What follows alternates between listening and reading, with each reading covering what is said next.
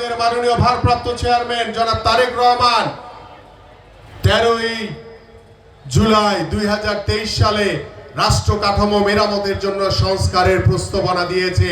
সেই সংস্কার বাস্তবায়নের মাধ্যমে আমরা বাংলাদেশের রাষ্ট্রীয় প্রতিষ্ঠানগুলোকে নতুনভাবে ঢেলে সাজাতে পারবো, এই আশাবাদ ব্যক্ত করছি।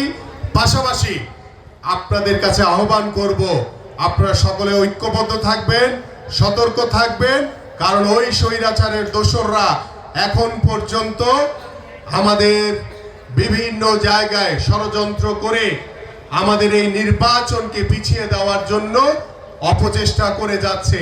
কারণ তারা জানে তাদের কোনো জনমত নাই, এদেশের জনগণ তাদেরকে পছন্দ করে না, এবং নতুন কিছু দল, কিছু ইসলামিক দল তারা ওই ষড়যন্ত্রের সাথে যুক্ত হয়েছে। সেই ষড়যন্ত্রের মাধ্যমে তারা নির্বাচনকে পিছিয়ে দেওয়ার চেষ্টা করছে। বাট আমরা দৃঢ়ভাবে সকল ষড়যন্ত্র মোকাবেলা করে ইনশাআল্লাহ আগামী ফেব্রুয়ারিতে বাংলাদেশের মাটিতে একটি অবাধ সুষ্ঠু নির্বাচন হবে, এবং সেই নির্বাচনের মাধ্যমে বাংলাদেশের জনগণের সরকার প্রতিষ্ঠা হবে।